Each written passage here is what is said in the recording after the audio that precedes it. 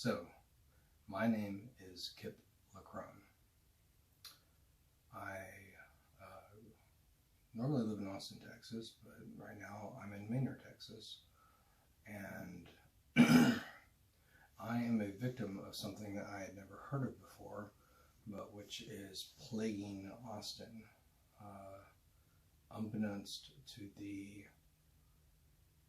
non-sketchy Austin Police Department and non-sketchy Travis County Sheriff's Department.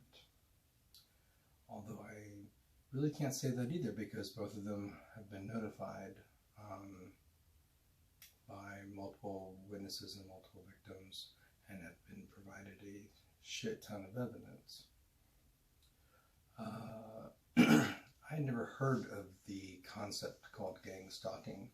It has nothing to do with street gangs, and it basically normally involves a group of people that go around harassing people from afar and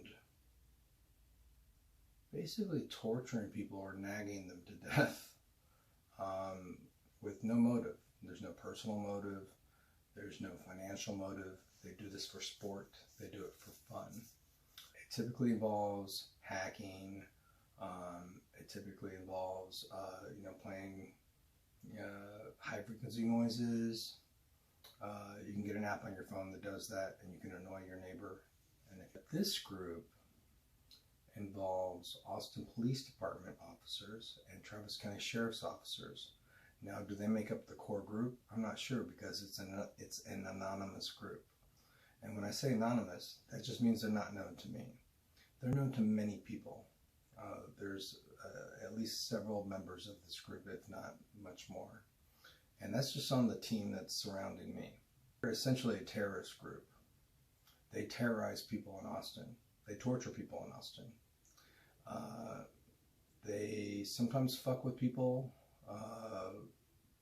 subliminally or without their knowledge. They can cause people to feel like they're ill, or to feel like they're having a headache, or to have vertigo, to not have a good sense of balance, to have dropsy, to just have a series of unfortunate events. They might stick around for a day on someone. They may do it for a weekend. They may do it for several weeks. They may do it for several months. In my case, they've been doing it for several years. They have been in my life, I believe, for over 5 years. I did not become aware of them consciously or blatantly knowing that it was a group of people doing this to me until just over 2 years ago, in I believe September of 2016. That's when I had lost my house, and there had been some strange things going on in my house off of 51st Street near Highway 183 in Austin, Texas, in a neighborhood called Senate Hills.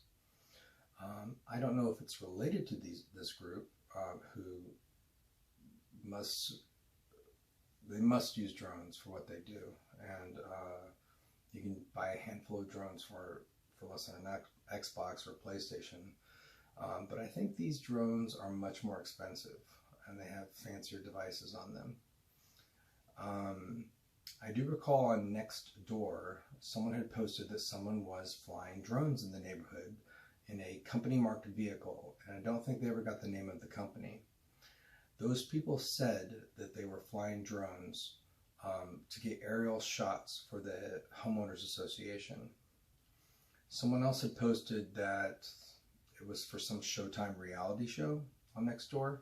I don't know where that rumor came from. I find it somewhat suspect, because I don't know if that was a rumor that they put out there to throw off the scent of these people and to just sort of answer it quickly. But when someone posted that the people, when confronted, said that the HOA had authorized them or hired them to do aerial views of the neighborhood, the HOA responded immediately that no, that was not the case. And then the people kind of fled. I have no idea if that was the beginning of this group. but I do know that there were drones in our neighborhood. I saw drones outside of my house there, near the end of my stay there. I saw one fly up to my window, although I'm not really sure if it was a real drone or if it was sort of a projection on my window. We'll get to projections a little bit later. And there was someone that was sitting beside me that to this day, I still can't remember who it was, and they witnessed that. And then the week after I moved out of my neighborhood, after my house foreclosed, a woman had posted that there was a drone spying on her outside of her window. So I believe that Senate Hills is worth checking into, and they stuck on my house. They were in my house. They were around my house and spying on my house for a few years before I lost it.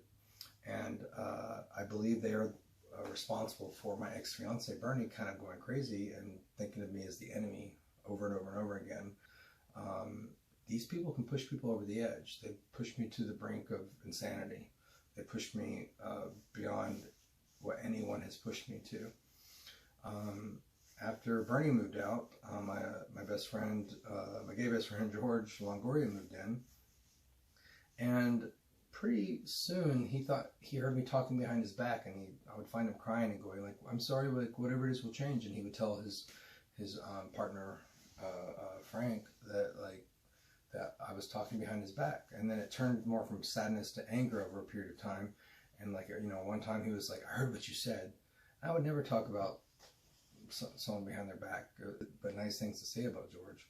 But our relationship turned very sour, and he moved out, and I now know that he did hear my voice saying mean shit behind his back, or not really behind his back, but as other people heard people talking behind their back and had hallucinations. And I just thought it was some weird thing, because I did have a bad choice of roommates after that, and but I don't think it was their fault. I think many of them were victims too, as was I. I was kept busy. I was kept, constantly I felt like I was constantly keeping the house up, but then I was constantly trying to put it back together after people moved out, to the point where I totally didn't look at notices until my house foreclosed. And I know now from these people, not just from them saying it, but from things that happened in the past when I was at my house, that, oh my God, you were there then. That's why Bernie went crazy. That's why George went crazy. That's why this happened. And then some of my roommates, I know Will, when I ran into him a few months ago, it's been years since I've seen him, since he was at my house, he's still experiencing it. So they're stuck on him, but he's sort of he's got a subset of what I've been going through. I think he's at an earlier stage of paranoia where he thinks his roommate's talking about him.